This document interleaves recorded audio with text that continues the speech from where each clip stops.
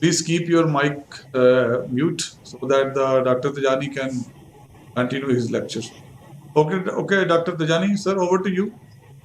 Yes, okay. Is it my screen is shared? Yeah, it is being shared. I can see that. Okay. I can see. Okay, Assalamu alaikum. Thank you, Prof, and thank you, participant, for joining me once again. It was a quite amazing time spending with you. And today's class, by God's grace, inshallah, is the final class which we are going to discuss about the istisna. Let's go straight to it. Istisna financing. In our previous session, we discussed about the murabaha and salam contract.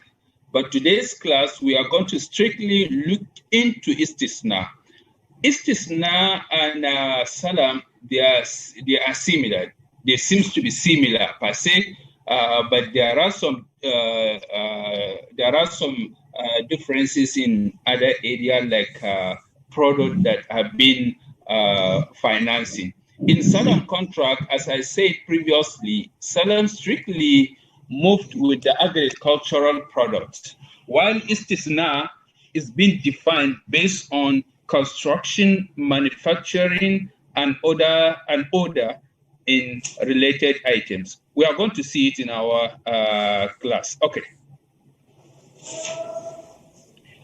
The word istisna is derived from the Arabic term which is sina'a. If I say sina, I'm referring to industry or any kind of business. Okay.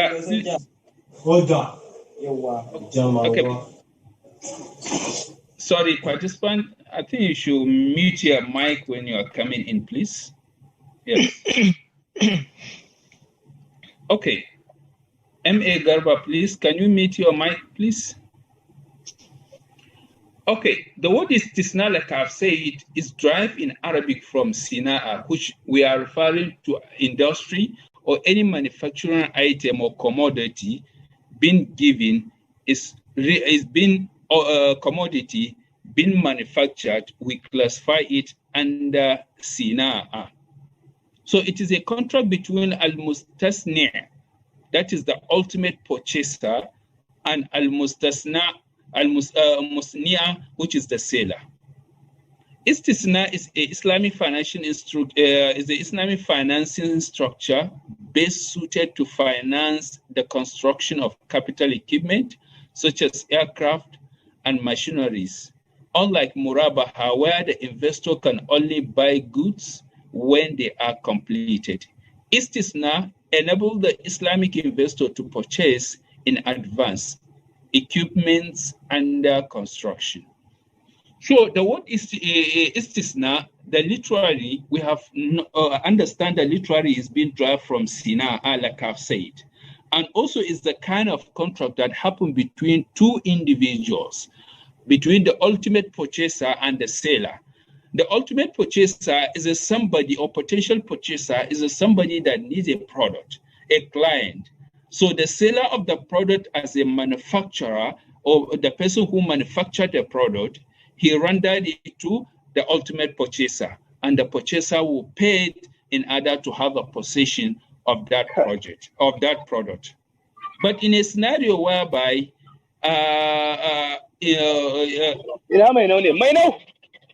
definitely, Umar, please, can you mute your mic? Okay. Please, participant, you should mute your mic. If not, it's distracting me. I can't even speak because I'm still hearing what I'm saying. Okay, so istisna initially is being attributed to a equipment or to a unfinished products. What does that mean by unfinished product? If we like the salam product is only attributed to agriculture. Agriculture, whereby you want to go to farm, you want to maybe produce a rice, for instance, and you don't have a sufficient cash to tackle your own needs in terms of farming. What are you to do is to approach a financial institution or any banking sector and look for a salam contract. In this scenario, istisna is similar to salam contract, but this istisna is not related to agriculture. This one is related to unfinished product. Unfinished product, for instance, is a construction of a building that you want, but they are yet to complete it, or a client is yet to complete it, or he has the plan of doing that. Now he may approach financial institution and look for a financing. Before the completion of that project. So the financial institution will finance the project, and after completion, the finance will be handed over to financial institution. What I'm trying to say it here is very simple. The istisna is a terminology being used, or is a kind of product, is a kind of financing used in terms of ordering something or unfinished product that are yet to complete, so that at the end of completion, the ownership will be transferred to the financial institution, and financial institution will deliver to the appropriate person at istisna, at the parallel istisna. But initially, please do understand the word of istisna. Istisna is attribute to unfinished product or order. We already know that if you are to place an order or you are to make an exchange by buying and selling, it has to be one of the conditions, it has to be on spot. But in a scenario whereby you have seen the feature of this item and agreed with the item feature, now you can pay an order prior to the time that that product will be delivered to you. That's what we used to do online now. I saw a product online and I want to order that kind of product. I have to pay in advance in order to deliver the product to me. So that trust and kind of payment, we call that, or we attribute that under istisna. Let us look at the terminology of istisna first. We have istisna terminologies can be explained as follows. Al-mustasni, when we say mustasni, we are referring to a buyer or entrepreneur. Mustasni. Al-mustasni'a, that is the seller or manufacturer, the one that provides the labor and raw material. And we have also al-masnu', something that is the asset itself. Built, made, or manufactured must be known and specific as to specify quantity and quality. You know, when you are making order also, it has to be declared, the attributes of that kind of product has to be explained, has to be written down, has to be clearly stated, so that you cannot buy something that when that product arrives, you find it is a different thing. So all that kind of thing has to be specified, and also the quantity has to be known, and also the quality of that product has to be defined. That is istisna. What of the parallel istisna, as I started discussing? In this contract, the bank enters into two parallel agreements as follows. So now what will happen is, initially, when this guy approaches the financial institution and look for a finance for manufacturing or for completing his construction business or building, now he will approach the bank, ask the bank to finance this kind of project. Before the bank completes, or after signing agreement between the client and the bank, now the bank will look for a customer that in need of such product, that in need of such item. Now the customer will display the product to the customer, to the second party, prior completion of the first agreement, construction. So, and the customer, the second customer with the financial institution, we have an agreement that at the completion of this product,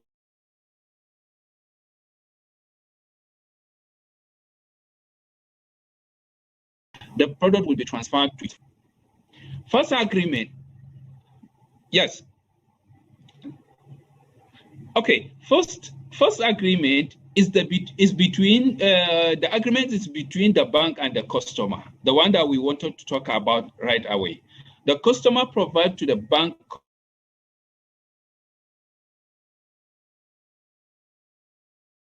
complete and detailed info of the item or the project, including the time of completion.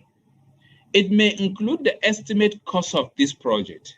So what will happen initially, the bank has to provide the information to the client, the details information of the item or the project, including the time of completion. You can't have a project without stipulating the time of completion because it may include an estimate cost of this project. So failure to state as such, such product may not meet the requirement of the parallel salam. Istisna, sorry. So first of all is between the client, that is between, first agreement has to be reached between the bank and the customer. The bank then add to the cost provided after checking from the supplier or contractor its profit margin and cut a price to the customer. On approval and acceptance by the customer, they enter into an agreement which includes, among other things, the mode of payment to the bank, which could be in the form of lump sum or installment. So it has two things here. First of all, they have to agree upon the kind of project and estimates of the cost of the project. And subsequently, the bank or the supplier or contractor, it has to look at the margin profit of that particular construction building, and also cut the price to the customer. On approval, the customer may have entered an agreement with the financial institution, and also the parallel side of it, it has to be defined how the customer will pay that kind of investment, how will pay that kind of product he collects or he accepts. Is it through lump sum? Once for all, after completion, they presented the product to you and you paid him once for all, or based on installment. When we say installment, it's not on a not in a lump sum sense of it. It means it will be maybe in a period of 1 year, has to be divided into 12, or 2 years has to be divided into 24 months. So that is how the product is this. Now, the first thing is the agreement between the customer and the financial institution. The second agreement, this is between the bank and the constructors, manufacturers, suppliers. Along with the first agreement, the banks simultaneously enter into an agreement with those parties for the assembling, fabrication, or construction of the specification. So now, after concluded the first agreement between the customer, between the customer and financial institution, now the second agreement has to be between the contractor or manufacturer or constructor or supplier and the financial institution. So the first agreement has been sealed and done, while the second agreement, it has to be simultaneously has to be between the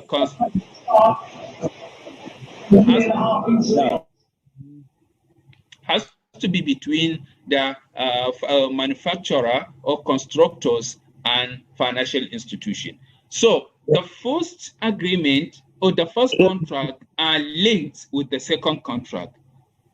And the first contract, it may affect the second contract. I hope you are getting me. The bank pays. Baba Ghana Hussein, please, can you mute your mic? The bank pays all costs directly to them, and on completion of the project item, equipment or building, the bank hands it over to customer. The customer then pays the price entered in lump sum or in installments as agreed. So in the first agreement under this thing, the contractor or manufacturer or supplier agreed to use the agreement between the financial institution and the constructor in order to meet the deadlines stipulated. So the subsequent part of it, the bank pays all the costs directly to them. It means the bank paid the cost directly to that constructor. And after finalizing the building, the banks, the constructor handed over the building to a financial institution, to the bank, and the bank handed over to the customer. So the customer then pays the price either in lump sum or installment. It means after handing over the construction, the bank, after handing over it to customer, now the bank has the privilege to hand over also to its customer. After constructor handed over the item to bank, the bank has this thing to hand it over to customer. And now the customer will look at the agreement pre-signed with the financial institution. Is it the customer will pay the bank lump sum in a single, that is on spot, or it has to be installment. Installment, it means it has to be divided in several months or to be splitted into a several months. So that one, it has to be decided between the customer and the financial institution as pre-agreed. Okay, we have something called guarantees. The value of the good or asset to be manufactured will be a debt receivable from the client. The bank can request any guarantees equal or any excess of this amount in a manner similar to conventional banking system. So the guarantee may happen is also allowed under Islamic financial institution. You can guarantee someone for a stipulated time, per se guarantees, or you can have a grantor or the person that maybe if happens to be guaranteed in other way, if in the customer perspective, I'm talking about the customer's perspective, not the manufacturer or not the financial institution perspective. Maybe you may have, if happens to be in an installment payment, you must have the guarantee to guarantee the condition, to guarantee the scenario. But if happens to be under financial institution, they are to issue this like the way the conventional banking do, but it's not similar in that manner. You can't just give the open guarantee to a financial institution without stipulating a time or moment for that. The bank can request performance bond from contractor and warranty after delivery. So in this scenario, they guarantee this, that is, they guarantee the construction building, for instance, the construction products based on insurance, for instance. You know, when you build a house, at least you need to insure to buy premium in a conventional institution, to buy premium, so that premium will compensate the will compensate the owner of the house if anything happens. In this scenario, also we have Islamic insurance companies, so you are to buy bond based on that request in order to securitize your own product.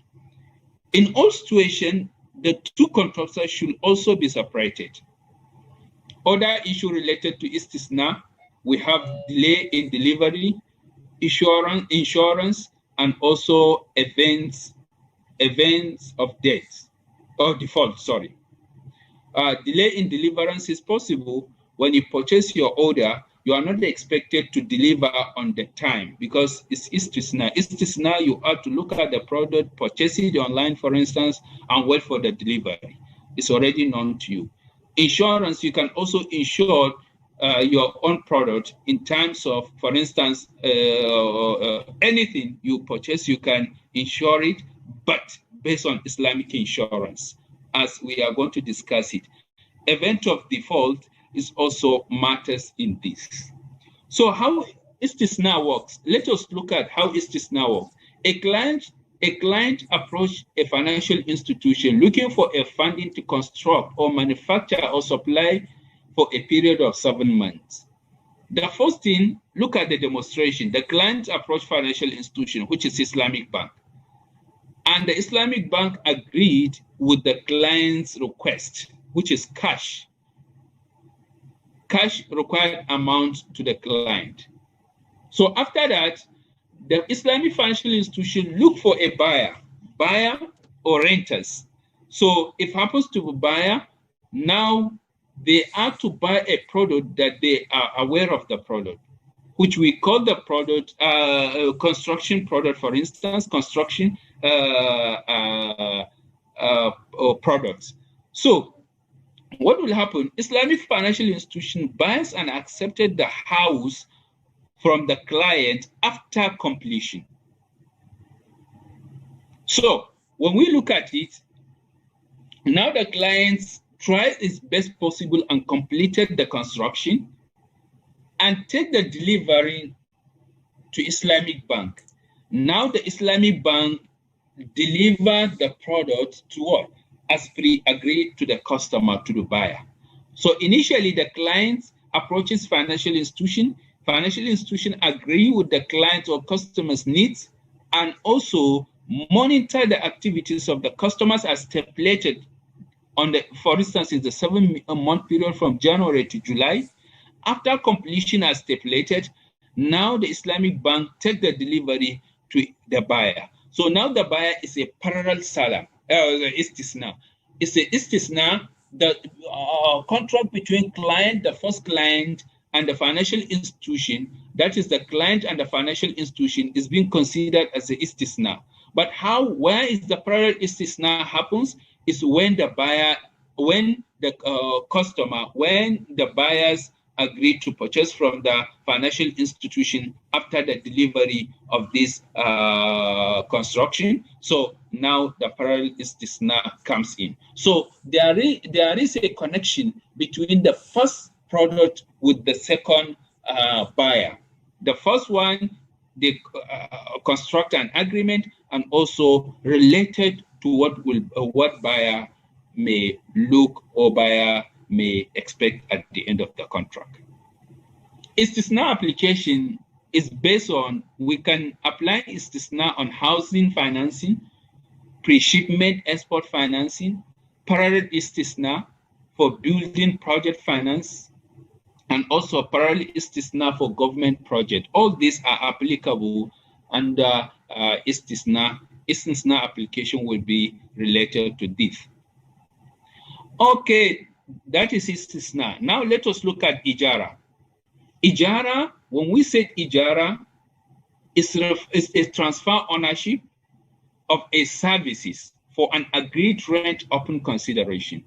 Now, when I said Ijara, we have two types of Ijara.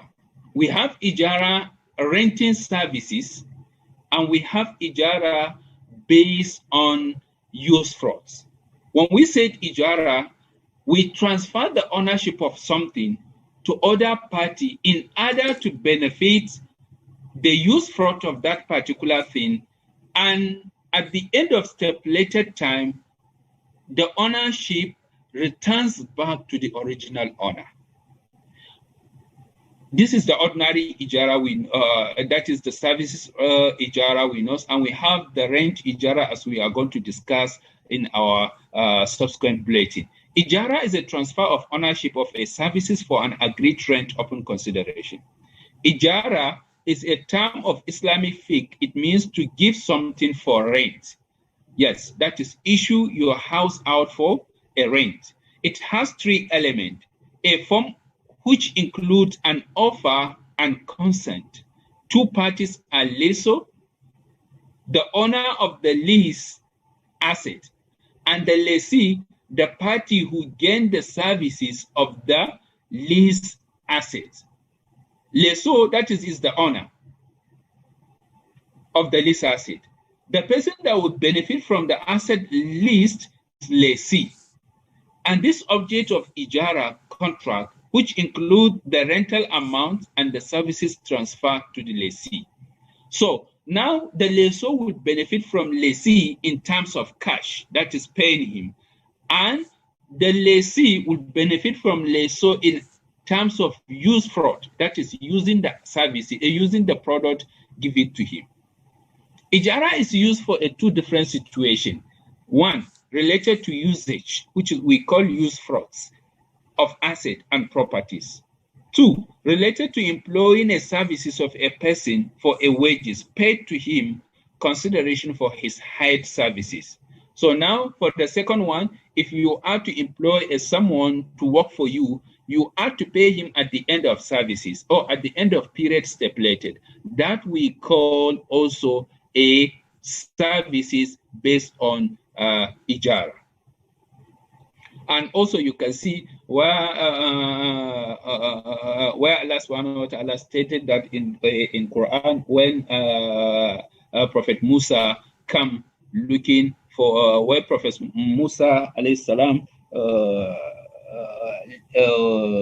come to one elder man, which a lot of Mufassirun has their different view on it, and he says, "Inna man ista'ajarta al-qawil amin. Inna khayra man ista'ajarta al-qawil amin." But it's just the point I'm trying to point out, that is Ijara. The word of Ijara is stated in the Holy Book, that is Quran, and also is being attributed to second this thing. So Anabi Musa is being given he wanted to marry a lady, that is as the father agreed to give the lady to him, and he says, you are to do a work for me for the period of so. So and at the end of the day they agreed upon, that is how form of Ijara based on paying wages. That is to employ someone to work for you, and at the end of the day you give him what he wants as a distance. We are not doing tafsir, but at least we are trying to pick out where this thing is stated in the Quran, as we all know. For example, let me give an example here. If a party A has employed party B in his office as a manager on a monthly salary, a party A is musta'ajir and party B is an ajir. So the party A has employed someone, so he took that person in order to work for him. So the person that is being hired to work for is called as ajir. Similar, if A hired the services of taxi to take his baggage to the airport, A is musta'ajir, and while the taxi driver is an ajir. I hope it's clear. Operating Ijara refers to a contract in which do not end up with the transfer of ownership of lease asset to the lessee. We have another types of Ijara where scholars agreed upon, that is, we have al-Ijara al-Muntahi bit-Tamlik. That is al-Ijara, that is the kind of lease that ends with the ownership. It means I took a ownership of this, that is the ownership, the temporary ownership of something being transferred to me, and I make use of it. But at the end of the day, when I completed the payment, maybe in installment basis, for instance, after completion, the ownership of that product will be fully transferred to me as the owner, the original owner of it. It's not as the original owner of that particular asset. So it's important to know this kind of Ijara, which we called al-Ijara al-Muntahiya bit-Tamlik. That is the Ijara that ends with the ownership. So refers to a contract. This kind of Ijara, the definition is refers to a contract end up with the transfer of ownership of the lease asset to the lessee. It can take one of the following form. Ijara that transferred the ownership of lease asset to the lessee if the latter so desired.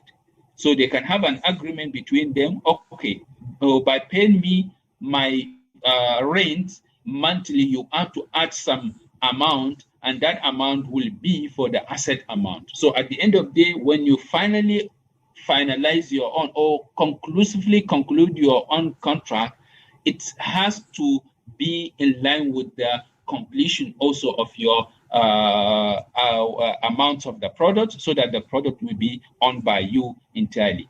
Like issue of automobile financing in a financial institution, they also try to use such scenario in giving you out a automobile car, for instance, and you are paying them in installmental basis. Some are calling the munition musharaka, but that one is not. So you are paying them in installment basis. After finalizing the payment of your own product, your own lease, it means you have to add with the amount of the asset. 2, Ijara that gives a lessee the right ownership of the lease asset at the end of the lease term on the basis of a new contract for a specific price. And number 3, we have Ijara contract, which gives the lessee on the following 3 options: purchasing the lease asset for a price that is determined based on the rental payment made by the lessee, as discussed, renewal of Ijara for another time. So the second one is, for instance, you rent a house, your house lapses, your house ends, that is your rent ends at the end of the year, for instance, you have to renew it. By renewing it, you are renewing your use fraud, but the ownership temporarily remains to you, but the original ownership goes to the owner of the house at the end of the contract. Returning the lease asset to the lessor, the owner. So at the end of the day, you return the lease to him. This is what we are calling, what we called Ijara. Differences, or the difference between the Ijara in conventional form of it and Islamic form of it. That will give us the full picture of what Ijara is all about. In this session, a summary of the main differences between conventional lease and Ijara is discussed. Ijara, first, when we said Ijara, we already know it's lease, but we call it Ijara in order to differentiate between the conventional and Islamic Ijara. So Ijara, lease rental, started after the lessee has taken the possession of the asset and not from the day the price has been paid. But under conventional Ijara, the lease starts paying installment from the day the price is paid by the lessor, which is irrespective of the asset delivery to the lessee. Under Islamic Ijara, you have no right to start enjoying the lease by payment before you start using the Ijara product. It has to be, you have to start using it, you have to start enjoying it before the term counts. But under conventional Ijara, there is none. When you pay, so the count started on that day. Number 2, any Sharia compliance agreement cannot impose a condition on either party. Then a valid Ijara agreement will not contain a condition of hiba. So now hiba is just a gift. So under condition, under any Sharia compliance agreement cannot impose a condition on either party. So you are not to have a condition. Impose a condition, it means the condition that is not relevant to it. Then a valid Ijara, as I'm saying previously, a valid Ijara, the Ijara agreement will not contain a condition of hiba. So there is nothing like hiba in Ijara as another contract related to it. But under conventional, at the end of the lease term, the assets automatically transferred in the name of the lessee. Those asset transfer is a precondition for the transaction. So the difference here is automatically here it has to be a valid Ijara, has to be valid by constructing another agreement, by constructing another statement. But under this, you have no issue. The asset automatically will be transferred based on precondition for the transaction. Number 3, being the owner of an asset, the lessor will be responsible for all such expenses that enable this asset to become usable. The lessor, please, the lessor, let us be mindful with the issue. But under 3, conditional lease is all expenses consequential to ownership like registration, duties, imports, levies, and fines, for instance, customs, ECA, etc., are paid by the lessee. Now the lessee will take care of that and pay the amount, not the lessor. Under Islamic Ijara, the lessor take that responsible. But under conventional, the lessee is the owner, the use fraud is the person that will pay that fee or levies. Number 4, since an asset needs to be in a usable condition for an Ijara, and that insurance is an integral part of it, the lessor will bear the takaful Islamic insurance expenses.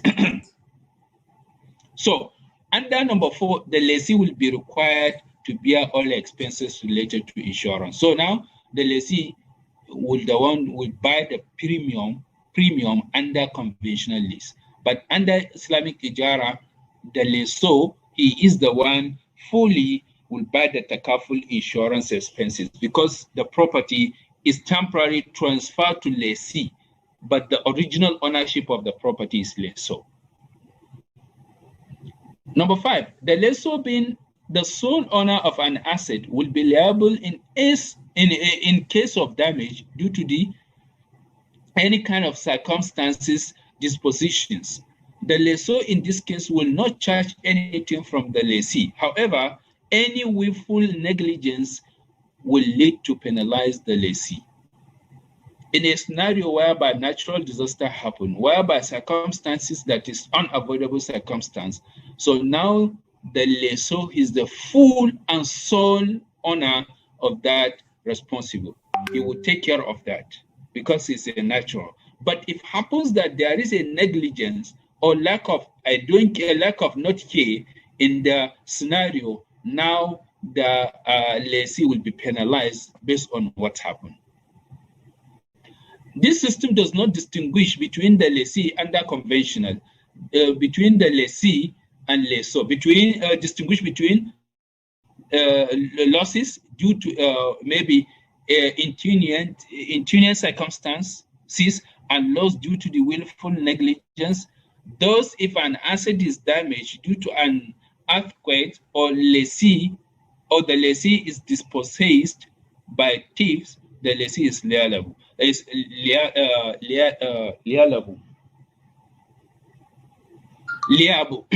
Sorry. So the lessee will take responsible of all what happened. They don't care about this is a natural disaster. They don't care about the earthquake, which earthquake is already known as a natural disaster that happened. Thief, you do not plan with the thief. Thief may come into your house and also take away valuable items. So all that kind of things under conventional, you are solely responsible for it, not the lessor. Number 6, the lessor cannot increase the rental amount as per initial agreement on account late payment. Under Ijara, the lessor has no right to add any amount to be charged because the lessee defaulted to pay him on a time, but he can add a penalty amount, but not to benefit from what he had. He may take it elsewhere for a charity or anything. But in this issue of lessor, may collect a late payment penalty from the lessee, but the penalty shouldn't be consumed by him.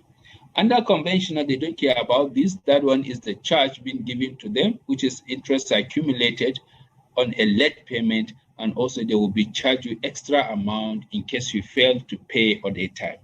Number 7, under Ijara, the lessor can unilaterally terminate the lease agreement only if the lessee has violated any of the Ijara terms.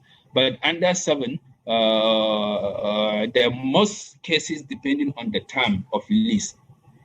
The lessor reserves the all unilateral right to terminate the lease of its discretion. So this one under conventional, it has to follow processes before arrives to the termination of such contract by unilateral agreement. Number 8, the lessor explicitly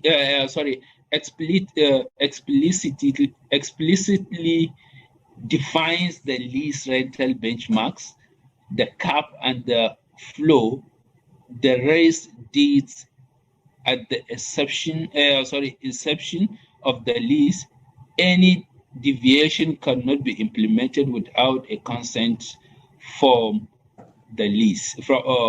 This one is from the lessee.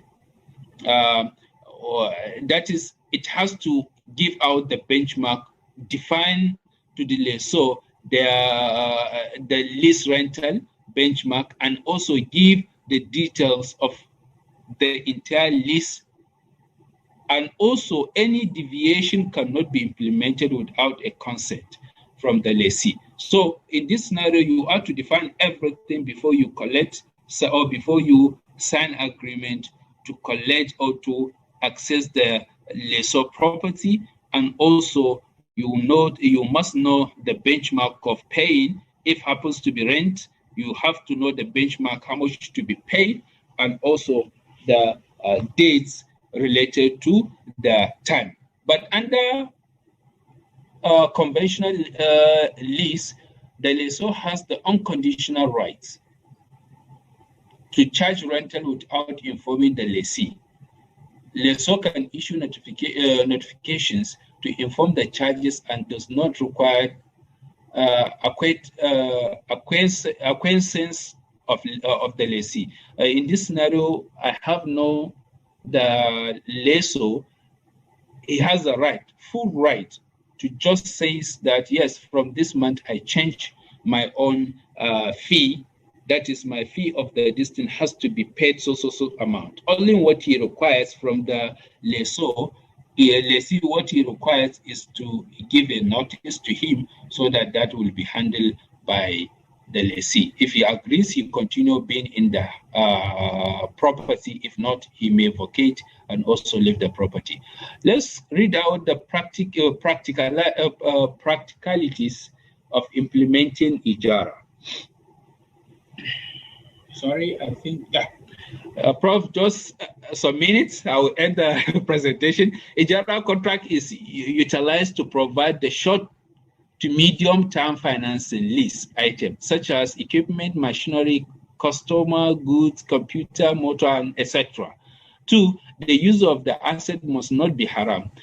Something has to be halal, not haram, such as lease for processing alcoholic, intoxicant substance. That one is prohibited entirely. You are not to use it.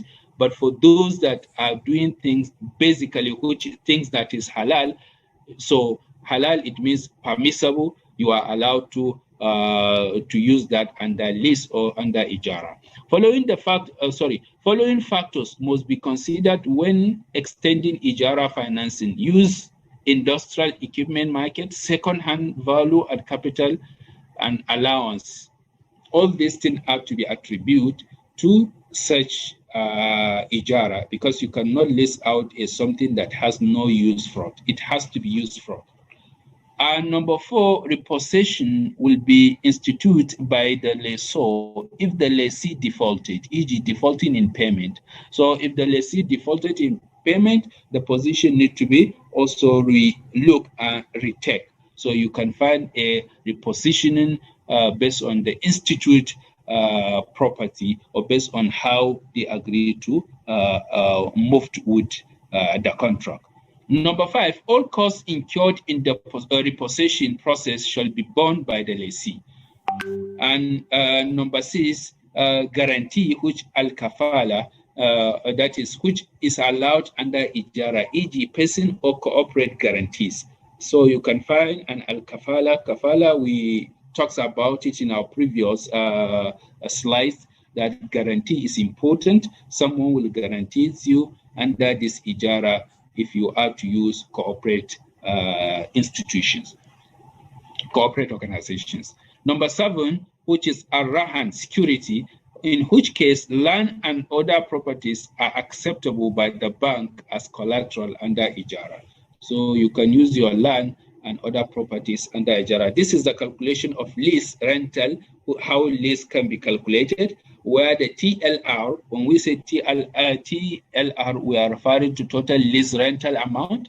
CF is the cost of financing. I is a flat rate of rent return per annum, and N is period of financing in a year. And MLR is a monthly lease rent, example given below, see the calculation. So 30,000, for instance, is CF. When we say CF, as I say, is the cost of financing, and I is a flat rate of rent return per annum. That is, for instance, 8% flat per annum number. That is for 5 years. So look at the solution. That is how you calculate it. 30,000 plus 30,000 times 0. That is 30,000 times 0.08 times 5. It will give you 4,200. And MLR, which is monthly lease rental, is around, when you divide it by that, if divided by 60, it's around £700. And also amount profit being generated is 42, and 30 is 12,000. So this is the first way of calculation. And look at the second calculation, how that asset cost paid by the bank, and that is N, we refer it to period, and R refer to profit rate. So in conventional I, we refer it to interest rate, but this one is profit, which is R. So the example is also given below, and present value of the asset is £500,000, for instance. Lease period is 5 years. Profit rate is 5%. So if you calculate it, it will give you, as you can see, the solution down range 5,000 times 0.5, and divide by also the 1.05 square root of 5 equals to 115,487. So I think, thank you so much. We do it very fast because Prof will come on board too. And also, if some people are having some questions and answers, we can rush it. And I thank you very much. Thank you very much for this wonderful session with you. I do believe that there are a lot of things that come on our way, but we cannot avoid it. I thank you very much for your patience and listening and participation. So it's over to you before I make my second comment. Prof, thank you so much. Thank you very much, Dr. Tijjani. Can you hear me, sir, properly? I can hear you, Prof. Okay, just turn off your screen, please. My screen? Okay, thank you. Yes.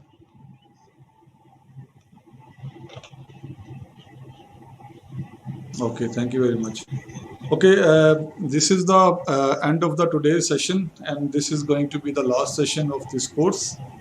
And I'm thankful to all the participants that they have completed this successfully. So, Dr. Tijjani, what I want is that today we award the certificates to our students who has participated in this course.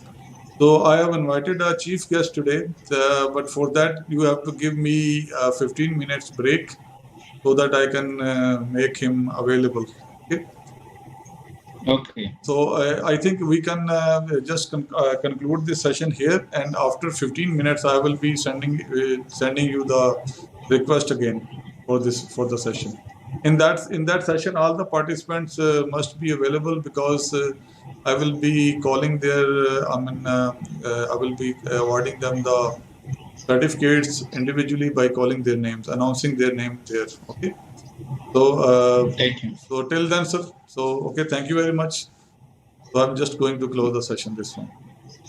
Okay, thank you so much.